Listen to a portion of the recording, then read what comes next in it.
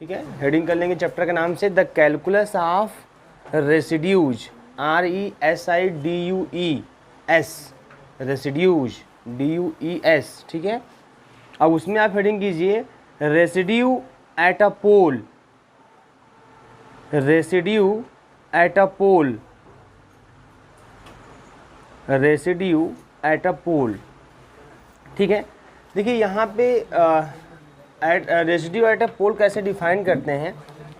Lorentz expansion जानते हैं आप लोग, बात नहीं।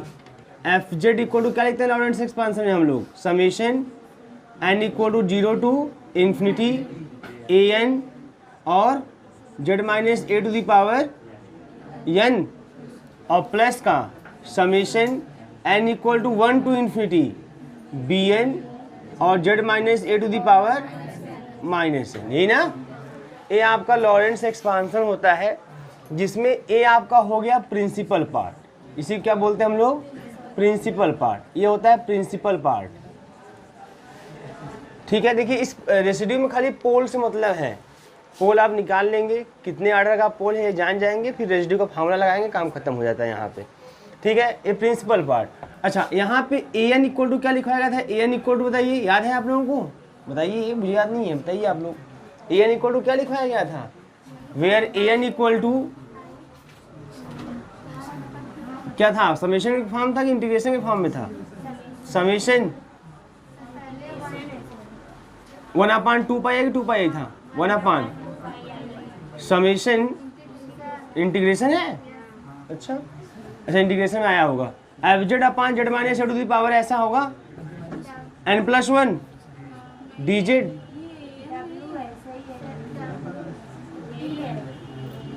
ऐसे ही मानिए W यहाँ रहेगा तो W यहाँ रहेगा, W यहाँ रहेगा, है ना। And B N equal to 1/2 pi I integration, है ना, ये आपका F Z upon Z minus A to the power -n+1 और डी जेड, ऐसा कुछ। क्लियर है ना। ए आपका ए एन और बी एन कोई दिक्कत नहीं, और डब्ल्यू में लिखेंगे तो डब्ल्यू यहाँ, डब्ल्यू यहाँ, डब्ल्यू यहाँ, यही होगा। ठीक है, और जेड में लिखा है तो आपने इस तरीके से। तो यहाँ पे ये आपका लॉरेंट्स एक्सपांसन होता है, ए जहाँ पे ए एन यह है, आपका बी एन यह है। ठीक है, अब इसमें क्या होता है, अब B1 निकालेंगे, क्या निकालेंगे, B1। अगर B1 की बात करें, B1 मतलब आप यहाँ पे n इक्वल टू जो 1 रख देंगे, आपको मिलेगा 1/2 पाई आई इंटीग्रेशन एफ जेड, है ना। और जब n के स्थान क्या रखेंगे 1, तो इसका काम हो जाएगा खत्म, तो क्या मिल जाएगा आपको, एफ जेड और डी जेड। ठीक, इस तरीके से। और यही B1 जो है आपका रेसिड्यू कहलाता है, यही आपका रेसिड्यू कहलाता है यहाँ पे। और ये जो है रिजल्ट देखिए किसके बराबर आ गया, 1/2 पाई आई integration f z d z, मतलब समझिए यहाँ पे क्या हुआ, स्क्वायर। मैं यहाँ रख रहा हूँ ना बी एन वाले में, और यहाँ बी एन वाले में -n+1 है, इसमें +n+1 है। ठीक है ना। अच्छा, अब देखिए मैंने बताया था आप लोगों को रेसिड्यू में जो क्वेश्चन होते हैं, जो न्यूमेरिकल आप सॉल्व करेंगे, वो न्यूमेरिकल आपका पूरा कॉची इंटीग्रल फार्मूला की तरह होगा। कॉची इंटीग्रल फार्मूला में भी आप क्या देखते हो, कॉची इंटीग्रल फार्मूला में आपका यही होता है कि आप लोग करते क्या हैं, आप जो है उसमें कोई आपको फंक्शन दे देगा, कॉम्प्लेक्स वेरिएबल फंक्शन, उसका इंटीग्रेशन करना होता है ना। तो उसको हम लोग जो है कॉची इंटीग्रल फार्मूला से सॉल्व कर लेते हैं आसानी से। हम देखते हैं कौन कौन सी सिंगुलरिटी है, फिर कर्व क्या दिया, उसके अंदर है कि बाहर है, उसके अकॉर्डिंग हम लोग कॉची इंटीग्रल फार्मूला से सॉल्व करते हैं। यहाँ पे भी वही काम करना है। देखो अगर ध्यान से, तो integration f z d z क्या हो जाएगा, 2 पाई आई इंटू B1 हो जाएगा, है ना। और फिर हम लोग सॉल्व कर लेंगे क्वेश्चन के अकॉर्डिंग, कैसा रहेगा B1 कैसा नहीं रहेगा, तो इस तरीके से फंक्शन कैसा रहेगा उस हिसाब से हम इसको सॉल्व कर लेंगे आसानी से। यही सिस्टम रहेगा यहाँ पे। तो यहाँ पे भी हम लोग किसी भी कॉम्प्लेक्स वेरिएबल फंक्शन के इंटीग्रेशन को आसानी से रेसिड्यू की हेल्प से कर सकते हैं। ठीक है, थोड़ा लिख लीजिए हल्का सा, फिर बताते हैं आगे आपको। ठीक है, लिखिए suppose a single valued, heading किया ना आपने, हेडिंग है रेसिड्यू एट अ पोल। देखिए suppose a single valued function F Z, suppose a single valued function F Z has a pole of order small m, has a pole of order small m at z equal to a, has a pole of order small m at z equal to a, then by the definition of pole, then by definition of pole, the principal part of Lorentz expansion, the principal part of Lorentz expansion, the principal part of Lorentz expansion contains, कितने term रखेगा वो, m terms, है ना, contain m terms. और ऐसे भी आप जानते हो, मैंने बताया था आपको कि अगर किसी का एक्सपांसन करते हैं और निगेटिव जेड वाला जो टर्म है ना, अगर उसके फाइनाइट नंबर में मिलते हैं, वो फाइनाइट नंबर में मिलते हैं तब वो पोल होता है, और जितने टर्म मिलेंगे उतने ऑर्डर का पोल होगा। तो अगर आपने बोला यम ऑर्डर का पोल है तो principal part of Laurent's expansion contains small m terms, ठीक है, इतना टर्म वो रखेगा। देयरफॉर अब यहीं पे क्या बना देंगे आप, ये तो मैंने जनरली लिख दिया था, अब पोल की बात है, ऑर्डर m का, तो यहाँ क्या कर देंगे, यहाँ बताइए यम कर देंगे। अगर यही इन्फिनिटी कर देंगे तो क्या हो जाएगा मालूम है आपको, इसेंशियल सिंगुलरिटी की केस में चला जाएगा। यहाँ पोल पे निकालना है तो पोल के लिए क्या कर देंगे आप, यम। तो लिख लीजिए therefore F Z equal to summation N equal to 0 to infinity A N Z minus A to the power N plus summation N equal to 1 to M B N Z minus A to the power minus N where A N and B N equal to this. ये लिख लीजिए जहाँ पे A N क्या है और B N क्या है।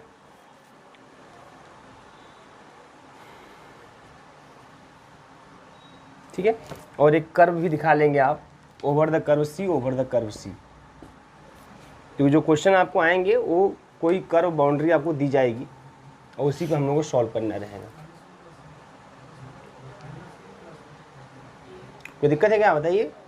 Z minus A to the power N plus one, Z minus A to the power minus N plus one, ये आप लिखे हैं, एक बार पढ़ रहे हैं घर पे ना, खाली लिख लिख के आप लोग रखे जा रहे हैं।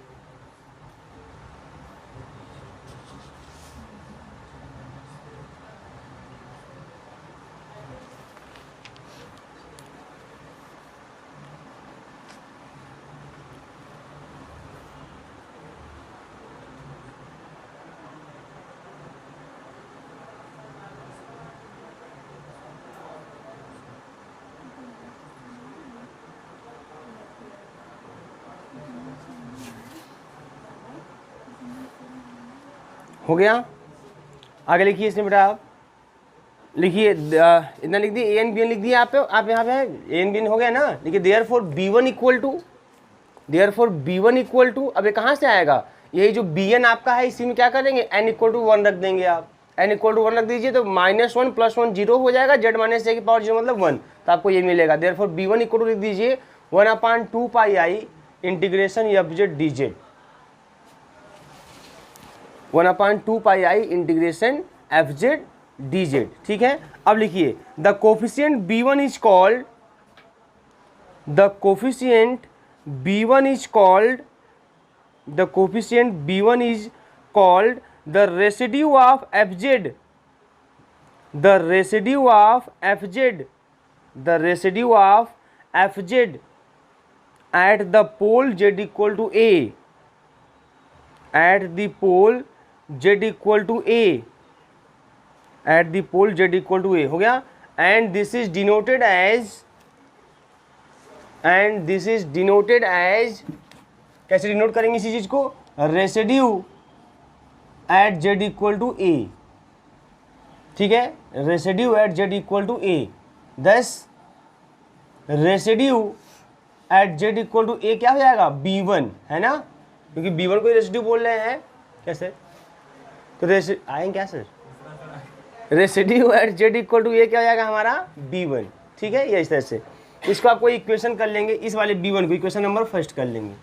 तो ये आपको याद रखना है यहाँ पे कि residue at z equal to a का दिखाना है आपको, तो क्या दिखेंगे आप, residue at z equal to a equal to आपका B1 क्या होगा, B1 आपका यहाँ से निकल के आएगा, जहाँ पे BN आपको दिया गया है, n इक्वल टू 1 रख देंगे, आपको B1 मिल जाएगा। अब B1 को क्या बोलेंगे हम लोग, रेसिड्यू, ठीक है, किस पर, एट z इक्वल टू ए पर। z इक्वल टू ए क्या रहेगा हमारा, पोल रहेगा, z इक्वल टू ए क्या है हमारा, पोल, है ना, उसी पोल पर रेसिड्यू जो निकालने का फॉर्मूला रहेगा वो यही रहेगा आपका B1 इक्वल टू, ठीक है। अब देखिए यहाँ पे, अब यहाँ पे आपसे जो बेटा है, अब देखिए यहाँ पे क्या होगा, ध्यान दीजिएगा अब आगे। अब हमको निकालना है, हेडिंग कीजिए residue at the simple pole, residue at the simple pole, at the simple pole. अभी तो यम आर्डर का पोल बात चल रहा था ना, सिंपल पोल में समझ रहे हैं, मतलब ऐसा पोल जिसका आर्डर क्या हो, 1 हो, ठीक है ना। तो residue at the simple pole, लिखिए consider the case in which, consider the case in which z equal to A, consider the case in which z equal to A is the, z equal to A is the simple pole, z equal to A is the simple pole, that is the pole of, that is the pole of order 1, that is the pole of order 1। Simple pole यही हुआ ना। therefore fz equal to, therefore fz equal to, अब बताओ वही FZ कैसे लिखा जाएगा मालूम है, जो आप एफजेड लिखे थे लॉरेंट्ज एक्सपांशन में, समेशन लिखेंगे n equal to 0 to infinity लिखेंगे, an लिखेंगे, z माइनस ए के पावर n लिखेंगे, फिर प्लस का समेशन लिखेंगे आप। अब चूंकि देखो ये कैसा है आपको बता दीजिए, सिंपल पोल है ना, तो इसका क्या होगा, आर्डर आपका इसका 1 होगा, तो आर्डर n होगा, तो अब यहाँ n equal to 1 to m नहीं चलेगा, एक केवल और केवल लिखा जाएगा bn। अब bn भी नहीं लिखा जाएगा, है ना, आप लिखेंगे क्या इसको, है ना, b1 और z minus A to the power -1। बोलिए कंफर्म है कि नहीं आप भाई। देखो समेशन नहीं लगा, क्यों, क्योंकि समेशन क्यों लगा था, जब आर्डर यम का पोल था तब आप लिखे थे summation n equal to 1 to m।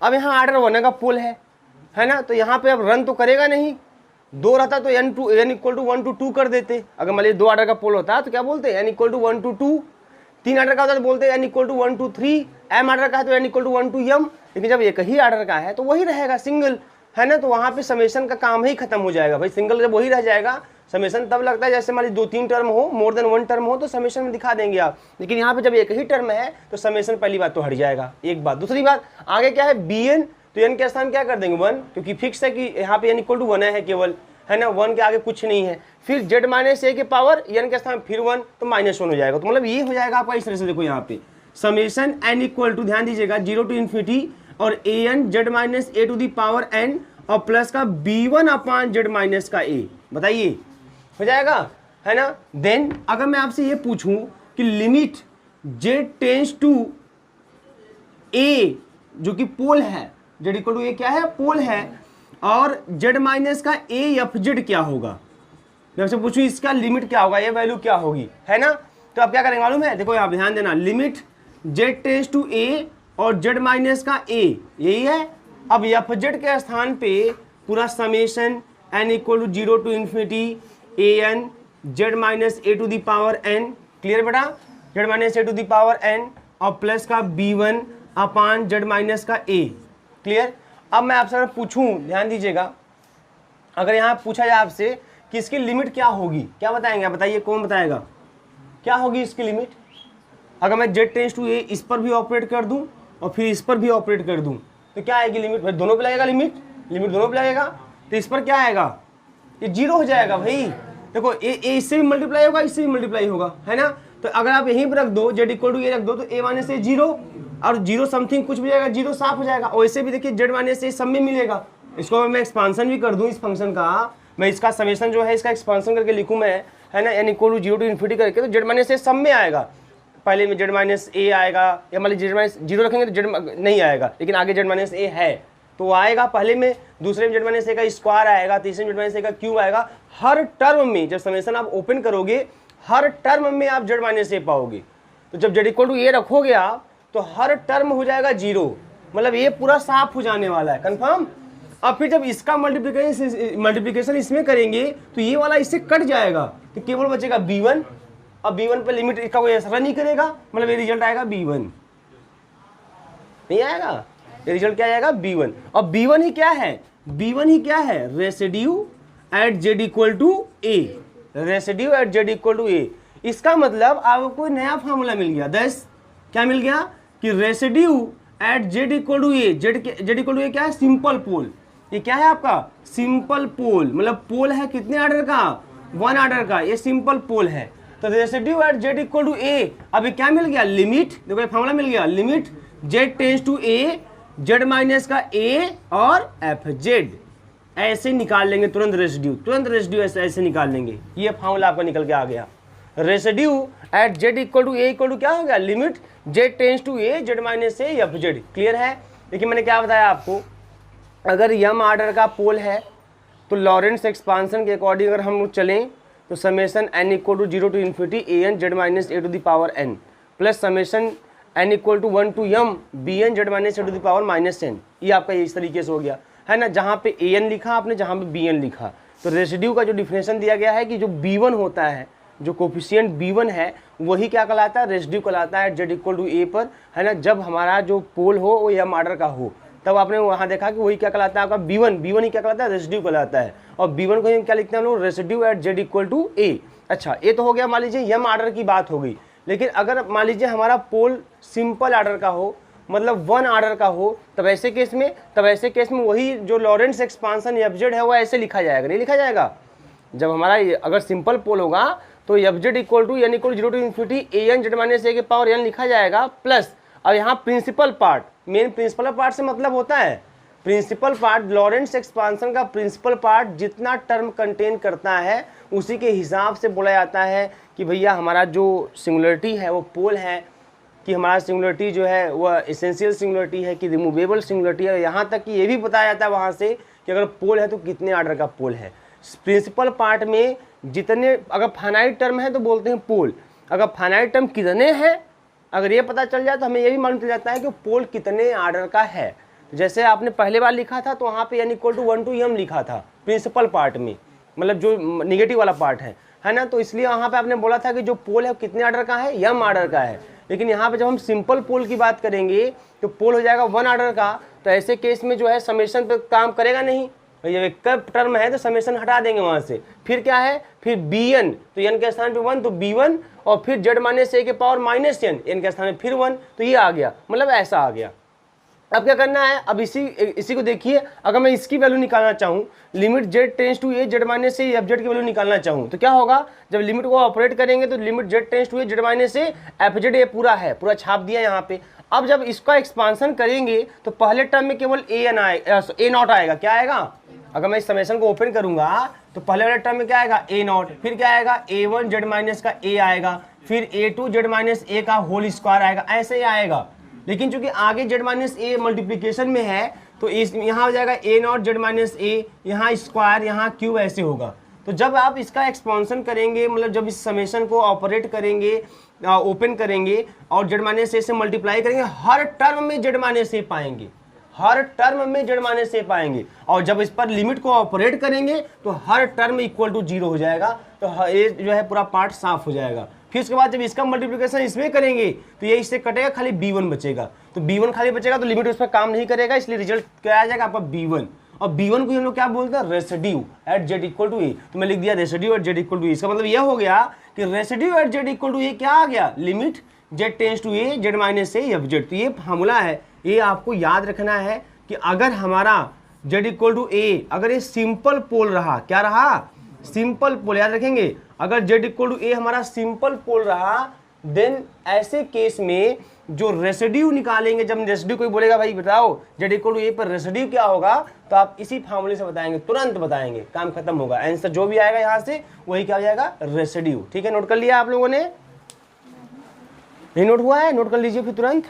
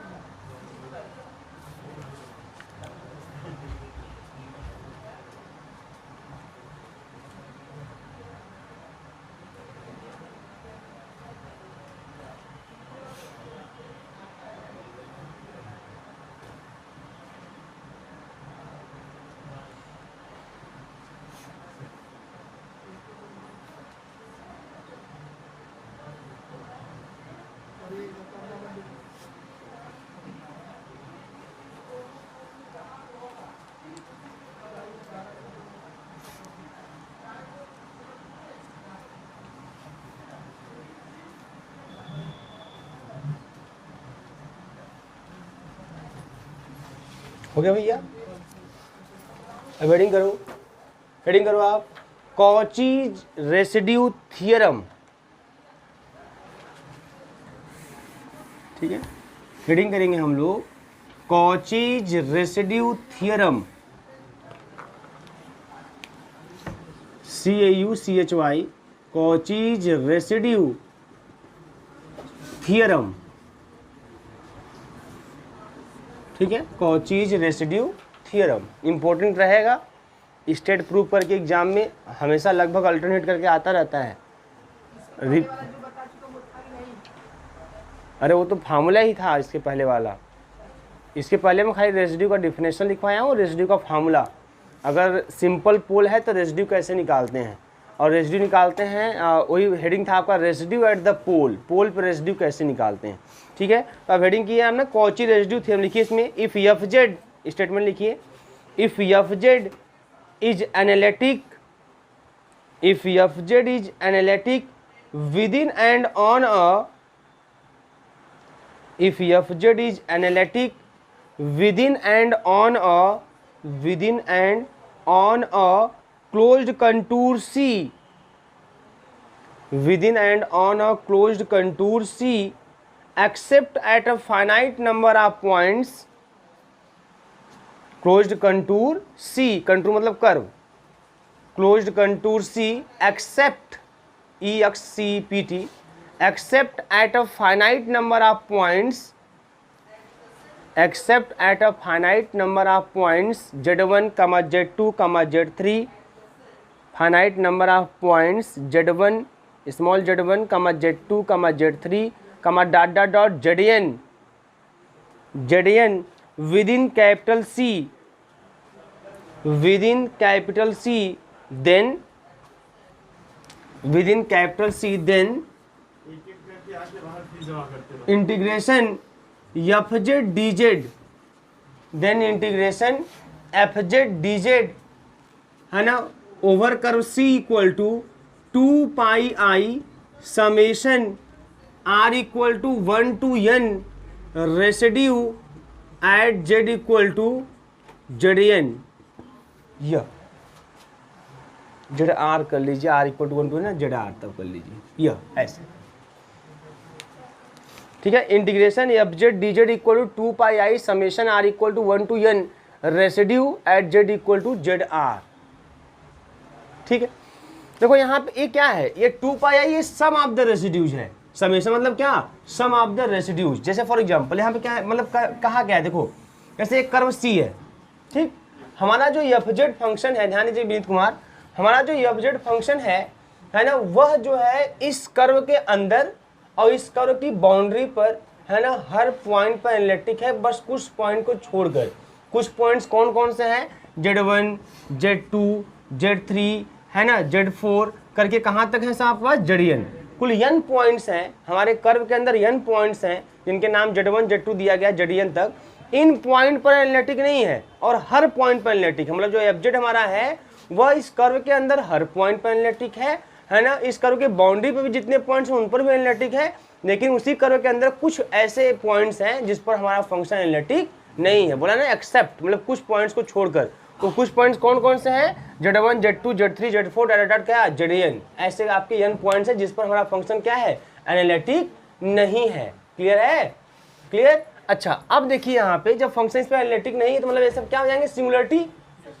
जिस पॉइंट पर, हाँ 1 by 1 करते रहिए, कोई दिक्कत नहीं है ना, जिस पॉइंट पर, ध्यान दीजिए भैया, जिस पॉइंट पर हमारा फंक्शन एनालिटिक नहीं होगा है ना, वही क्या कहलाता है, सिंगुलरिटी, है ना। तो यहाँ पे ये सब ही क्या होंगे, सिंगुलरिटी, और एज अ पोल एग्जिस्ट करेंगे, एज अ पोल, भाई पोल भी सिंगुलरिटी होता है, एज अ पोल ये एग्जिस्ट करेंगे।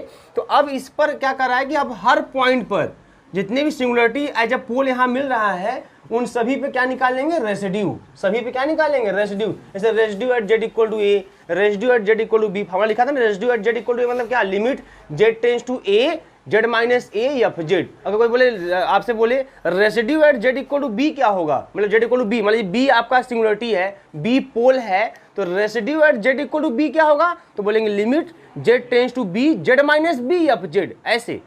अब कोई बोले हमारी सिंगुलरिटी Z1 है, मतलब पोल Z1 है, तो residue at Z equal to Z1 क्या होगा, तो बोलेंगे limit Z tends to Z1, फिर लिखेंगे यहाँ पे Z माइनस Z1 फिर FZ, ऐसे करेंगे, सॉल्व करेंगे, रेसिड्यू निकल जाएगा।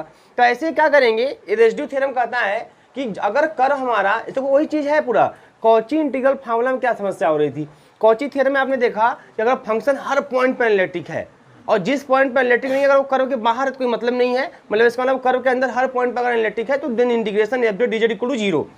फिर कॉची इंटीग्रल फार्मूला ने बताया कि अगर मान लीजिए कोई पॉइंट अंदर आ गया, कर्व के अंदर आ गया जिस पर फंक्शन एनालिटिक ना हो, तब हम कॉची इंटीग्रल फार्मूला लगाते हैं। देखो वही पूरी कहानी यहाँ भी है, यहाँ भी फंक्शन हर पॉइंट पर एनालिटिक है, लेकिन कर्व के अंदर कुछ पॉइंट्स ऐसे हैं, है ना, मान लीजिए n पॉइंट्स ऐसे हैं जिस पर फंक्शन हमारा एनालिटिक नहीं है, तो हम लोग क्या करेंगे, हम लोग उन सभी पॉइंट पर, वो सब सिंगुलरिटी होंगे और सभी पोल के रूप में होंगे, हम उन सभी पॉइंट पर रेसिड्यू निकालेंगे। क्या निकालेंगे, रेसिड्यू। और रेसिड्यू जब निकल जाएगा, जैसे मान लीजिए 3 ठो सिंगुलरिटी, 3 सिंगुलरिटी अंदर है ना, और एज अ पोल तो 3 सिंगुलरिटी अंदर है, तो तीनों पे क्या निकाल लेंगे, रेसिड्यू। तीनों पे रेसिड्यू निकालेंगे, तीनों क्या करेंगे, रेसिड्यू को जोड़ देंगे। जो रेसिड्यू सब पे मान लीजिए A B C 3 ठो पोल आ गया, तो residue at Z equal to A निकालोगे, residue at Z equal to B निकालोगे, residue at Z equal to C कैसे निकालोगे, residue at Z equal to C कैसे निकालेंगे, limit Z tends to C Z minus C of Z।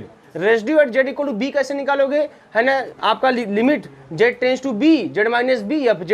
Residue at Z equal to A कैसे निकालोगे, limit Z tends to A Z minus A of Z। Clear है, ऐसे तीनों का residue निकालेंगे, फिर रेसिड्यू को क्या कर देंगे, समेशन, तीनों रेसिड्यू को जोड़ देंगे। क्या कर देंगे, तीनों को जोड़ देंगे, जोड़ने के बाद जो आएगा उसमें 2πi से मल्टीप्लाई कर देंगे, तो किसकी वैल्यू होगी, इसकी वैल्यू। और यही आप कॉची इंटीग्रल फार्मूला में भी इसको सॉल्व करते थे, और यहाँ पे यही काम करना है, बस यहाँ पे जितनी सिंगुलरिटी, वहाँ पे जितनी सिंगुलरिटी अंदर हो रही थी उससे अकॉर्डिंग अपने फार्मूले को एडजस्ट कर रहे थे। यहाँ पे जितनी सिंगुलरिटी अंदर होगी सब पर निकालेंगे रेसिड्यू, सभी रेसिड्यू को जोड़ के 2πi से गुणा कर देंगे, आंसर। इतना काम करना है, आंसर हो जाएगा तुरंत, ठीक है। और निकालना बड़ा आसान है, बस वही लिमिट है, बस खड़ा कर निकाल चले जाएंगे। तो ये ही है आपका कॉची रेसिड्यू थ्योरम। अब देखो इसका मैं प्रूफ कैसे देता हूँ। अब मान लीजिए, देखिए यहाँ पे इसका प्रूफ कैसे देते हैं, मान लीजिए n पॉइंट्स इसके अंदर है ना, एक कर्व C है, कर्व C कैसे खींचे, अब जरूरी नहीं कि आपका जो है गोला ही मैं खींचा हूँ या सर्कल ही खींचा हूँ, कोई भी कर्व C ऐसे खींच दीजिए। लेकिन अब Z1 को सेंटर, Z2 को सेंटर मान के हम क्या करेंगे, ऐसे γ1 γ2 γ3 γn करके हम लोग सर्कल ड्रॉ कर देंगे, γ1 γ2 γ3 γ4 γn। मतलब जितने भी पॉइंट्स ऐसे हैं कर्व के अंदर जिस पर फंक्शन एनालिटिक नहीं है, उन सभी के अराउंड हम जो है सर्कल ड्रॉ कर देंगे, उनका नाम γ1 γ2 ऐसे कर देंगे। तो कॉची थ्योरम ही कहता है, कॉची थ्योरम का देखिए कोरोलरी है, वो कहता है इंटीग्रेशन C(f(z) dz अगर ऐसा है, ठीक है, तो ये हो जाएगा integration γ1 f(z) dz plus integration, इसी के अंदर सब है f(z) dz और plus dot dot dot integration γn f(z) dz, ये कहता है, ठीक है। तो अब यहाँ पे देखिए क्या होगा, एक चीज ध्यान दीजिएगा, ये इक्वेशन नंबर फर्स्ट किया।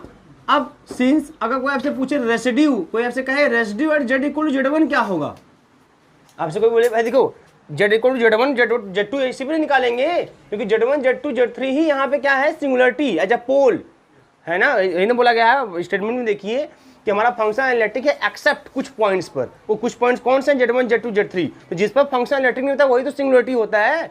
तो इसलिए जो है Z1 Z2 पे ही आप रेसिड्यू निकालेंगे, हमेशा सिंगुलरिटी मतलब पोल जो होती है उस पर रेसिड्यू निकालते हैं। तो residue at Z equal to Z1 क्या होगा बताइए आप, ये हो जाएगा कितना, क्या लिखते हैं हम लोग, इसको लिख देते हैं लिमिट, अगर लिखना होगा limit Z tends to Z1, है ना, Z माइनस का Z1 और FZ। क्लियर है, ऐसे ही होगा, इस तरीके से यह होगा। अब ध्यान दीजिएगा कि जैसे अब ये निकालते हैं आप इस तरीके से, अब ये किसके बराबर है था, देखिएगा यहाँ पे किसके बराबर आया था बताइए।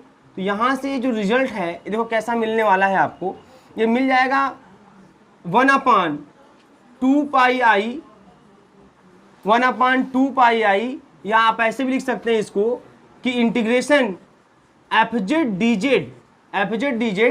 और γ1, क्या γ1 इक्वल टू 2πi और residue at Z equal to Z1।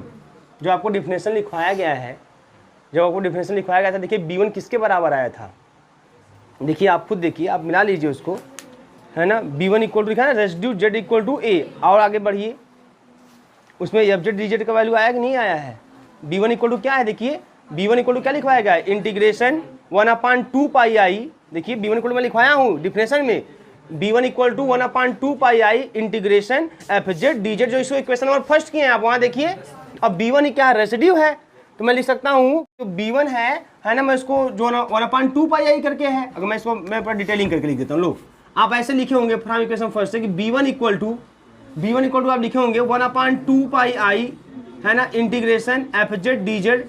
अब जो कर्व रहे तो यहाँ पे b1 है ना, तो यहाँ पे जब कर्व की बात करनी है, ठीक है बेटा, कर्व की बात करनी तो यहाँ क्या कर देंगे आप, यहाँ पे z इक्वल टू जो है कर्व कर देंगे गामा 1, है ना। और यही b1 क्या है, इसी b1 को लिखते हैं residue at z equal to, तो पहला रेसिड्यू है, तो पहला हम z इक्वल z1 पे देख रहे हैं, तो z इक्वल टू z1।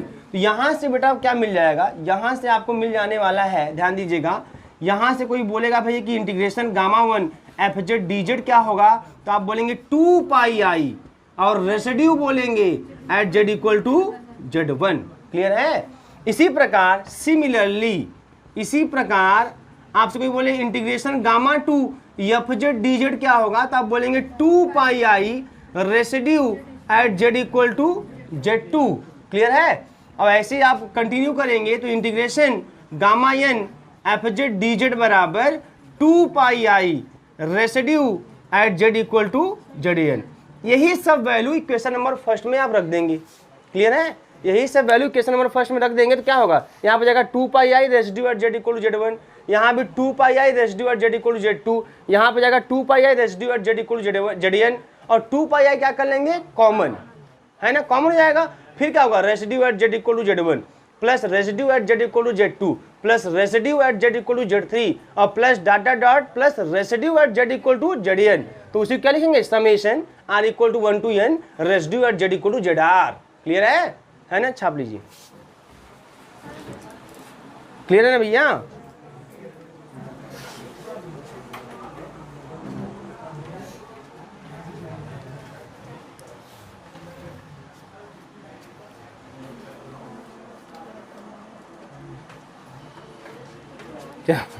अच्छा के जाओ।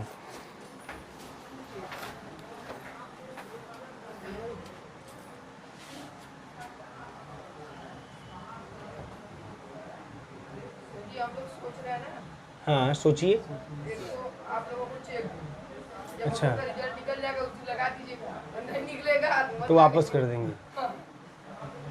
आप लोग को विश्वास हो जाएगा। चलिए अच्छा एक काम करते हैं, जब ये बात है तो मैं अपने बेसिस पर आप फीस जमा कर दीजिए। नहीं, बात सुनिए, फीस जमा कर दीजिए। अगर मान लीजिए ऐसा होना नहीं चाहिए, बट फिर भी आपको जिसका डर है, जब आप खुद ही निगेटिव थिंकिंग रख रहे हैं, है ना। अब आप देखिए क्वेश्चन मैं आपको करवाता हूँ, ठीक है। क्वेश्चन लिखिएगा आप, क्वेश्चन है लिखिए इवैल्यूएट, सभी लेके आए हैं। क्वेश्चन लिखिए evaluate residue of z square upon z minus 1 z minus 2 z minus 3 at 1 to 3 at 1, 2, 3 and at 1, 2, 3, ठीक है। and so that their sum is 0, किसका, रेसिड्यू का। and so that their sum is, अभी मैं देखो function के रूप में नहीं ले रहा हूँ, अभी मैं आपको बताऊंगा कि रेसिड्यू निकालते कैसे हैं। वो निकाल लेंगे तो फिर इंटीग्रेशन के रूप में देगा, तो वही काम वही इंटीग्रेशन वाला भी करेंगे। बस अगर आप ऐसे रेसिड्यू निकाल लें, इसी क्वेश्चन में मान लो रेसिड्यू निकाल लें, किस पे निकाल रहे हैं, 1, 2, 3 पे रेसिड्यू आप निकालें। ध्यान दीजिएगा, 1, 2, 3 पे रेसिड्यू निकाल दिया आपने, और रेसिड्यू जब निकाल लेंगे तो अगर ही मान लीजिए बोलता है इंटीग्रेशन इतना और dz, तब क्या करते हैं आप, तो आप जो है रेसिड्यू जो निकालेंगे तीनों वही जोड़ के 2 पाई से गुणा कर देंगे, इसका वैल्यू हो जाएगा। बट अभी हमको इस क्वेश्चन में क्या सीखना है कि रेसिड्यू निकालते कैसे हैं। अभी मान लीजिए यही क्वेश्चन है, तो आप देखिए क्या होगा सोल्यूशन में, बहुत आसान है ना। तो यहाँ पे देखिए z इक्वल टू 1 और 2, 3 ये सब क्या है, आर द सिंपल पोल, वही सिंगुलरिटी ग्रुप में मिलेगी कि नहीं मिलेगी, है ना, सब singularity Z equal Z minus one equal 0 करेंगे, है ना, 1 मिलेगा, 2 मिलेगा, 3 मिलेगा, जिसमें फंक्शन अनडिफाइंड हो जाएगा, है ना, एनालिटिक नहीं होगा, तो सब सिंगुलरिटी के रूप में होंगे और सब पोल भी होंगे, आर द सिंपल पोल, ये सब सिंपल पोल है। तो रेसिड्यू निकालेंगे कैसे, रेसिड्यू मैंने क्या बताया था, residue at z equal to 1 निकालना है तो क्या लिखेंगे, limit z tends to 1, limit z tends to 1 और z minus z one, sorry z minus one, है ना, क्लियर है ना, तो जेड वन का जगह 1 है, जेड माइनस वन और एफ जेड। बोलिए, अभी मैं आपसे बोलूं residue at z equal to 2, बताओ कितना होगा, limit z tends to 2 z minus का 2 एफ जेड, फिर बोले residue at z equal to 3, तो क्या हो जाएगा बताइए यहाँ पे, limit z tends to 2 z minus का 3 पे है ना, जेड माइनस का 3 एफ जेड, ऐसे होगा। अब सॉल्व कैसे करेंगे, लिमिट जेड टेंस टू 1, है ना, जेड माइनस 1 और एफ जेड आपका है जेड स्क्वायर, जेड माइनस का 1, जेड माइनस का 2, जेड माइनस का 3, क्लियर है, ये इससे कट गया। अब जेड इक्वल टू 1 रख दो, 1 रख दोगे यहाँ पे, है ना, तो 1 मिलेगा, यहाँ रखोगे 1, है ना, तो 1 माइनस 2 माइनस 1, 1 माइनस 3, है ना, माइनस 1 माइनस 2 तो minus 1 minus 2 plus 2, 1/2 is the residue at z equal to 1। फिर यहाँ आ जाएंगे आप, तो यहाँ क्या लिखेंगे, limit z tends to 2 z minus का 2, है ना, डायरेक्ट लिख दूँ क्या, अब इसमें जेड माइनस 2 वाला कट जाएगा, तो खाली क्या बचेगा, जेड स्क्वायर, जेड माइनस का 1 और जेड माइनस का 3, अब 2 रख दो बेटा तो 4, है ना, यहाँ रखो 2 माइनस 1 1 और 2 माइनस 3 माइनस 1 ना, तो माइनस 1 मतलब माइनस का 4 आ गया, क्लियर है।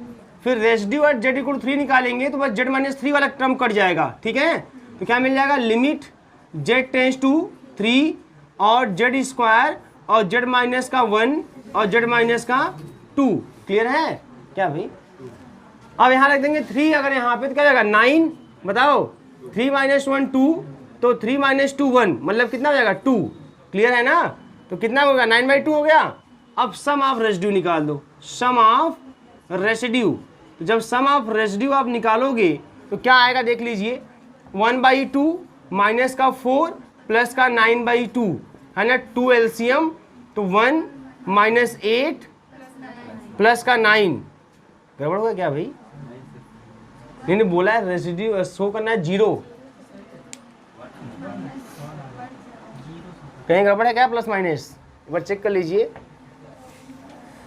यहाँ 1 रखेंगे 1 माइनस 2 माइनस 1, ये प्लस में ही आएगा, क्लियर है, यहाँ 2 रखेंगे 2 माइनस 1 1 और 2 माइनस 3 माइनस माइनस में आ गया, और 9/2 0 आएगा, हम गड़बड़ किए क्या,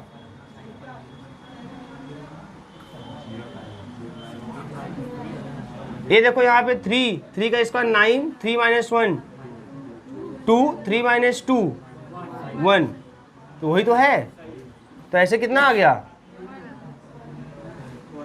1 आ गया, इसमें क्या है 0, नहीं क्लियर कोई बात नहीं। इसमें एक चीज़ और बोला है, क्वेश्चन में बोला था कि एट 1 2 3 एंड इनफाइनाइट, अभी मैं इनफाइनाइट बताया नहीं था आपको, इसलिए मैंने इनफाइनाइट हटा दिया था क्वेश्चन से, तो जब इनफाइनाइट में भी रेसिड्यू निकालेंगे तब जोड़ेंगे तो क्या आएगा 0 आएगा, ठीक है, नोट कर लीजिए, कोई दिक्कत नहीं, 0 हटा दिया, वहाँ 1 कर लीजिए। एक्चुअली मैं क्वेश्चन में से इन्फिनिटी भी दिया था कि इन्फिनिटी में भी रेसिड्यू निकालिए, मैंने उसको हटा दिया था इसलिए क्योंकि मैंने इन्फिनिटी वाला फार्मूला आपको भी नहीं बताया था, तो क्वेश्चन कर लीजिएगा कि show that their sum is 1। देखो एक्चुअली मुझे बस यहाँ पे ये सीखना था कि रेसिड्यू किसी भी पोल पर किसी पॉइंट पे कैसे निकालेंगे आप, बस ये तरीका हो है क्या, नहीं, जब आपसे ये पूछेगा इसका इंटीग्रेशन dz, तब ये क्या होगा मालूम है, तब हो जाएगा 2πi sum of the residue, तो इसका आंसर हो जाएगा 2πi। अभी खाली आपसे रेसिड्यू पूछा है हर पॉइंट पर 1 पे 2 पे 3 पे, तो रेसिड्यू निकाल लेंगे, लेकिन जब इसका वैल्यू पूछेगा, इसका वैल्यू इंटीग्रेशन का करके पूछेगा, तब क्या कर देंगे, इंटीग्रेशन एफ जेड डीजेड बराबर 2πi sum of the residues, तब 2πi से मल्टीप्लाई करेंगे, और खाली सिंगल रेसिड्यू पूछे तो रेसिड्यू निकाल दीजिए, जब आपसे इंटीग्रेशन का वैल्यू पूछेगा तब सभी रेसिड्यू को ऐड करके 2πi से क्या कर देंगे मल्टीप्लाई, तब आपको इंटीग्रेशन वाला, देखो ये इंटीग्रेशन कर देंगे तो रिजल्ट इसका आ जाएगा 2πi, ये आंसर हो जाएगा तब इसका, ठीक है।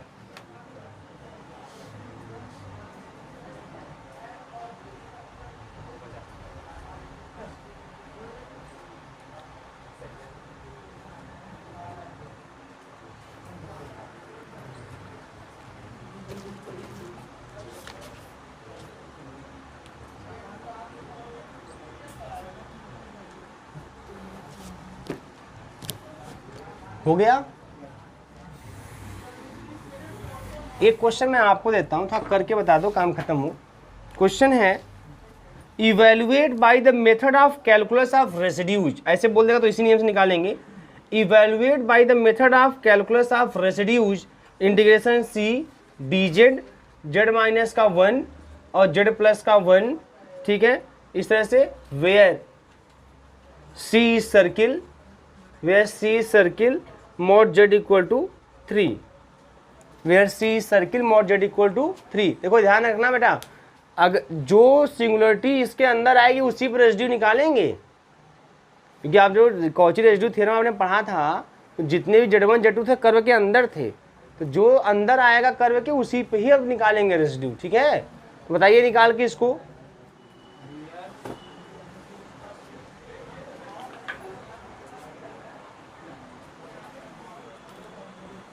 ये क्वेश्चन रहेगा आपका integration d z z minus 1 z minus z plus 1 ऐसे, where c is the circle mod z equal to 3, ठीक है। तो यहाँ पे अगर सॉल्व करेंगे तो पोल क्या आएगा बताइए।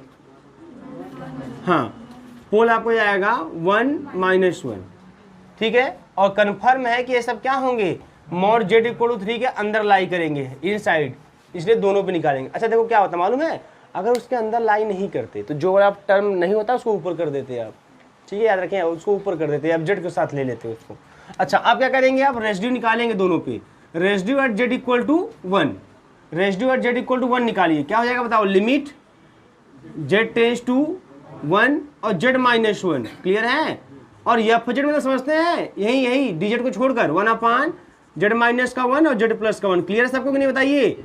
ये इससे कट जाएगा और 1/2 आ जाएगा। फिर रेसिड्यू निकाल लीजिए बेटा एट जेड इक्वल टू -1, तो limit z tends to -1 z plus 1 1/, z minus 1 और जेड प्लस 1, और ये इससे कैंसिल तो जाएगा, रख दीजिए -1, तो जाएगा कितना, माइनस का 1/2, क्लियर है।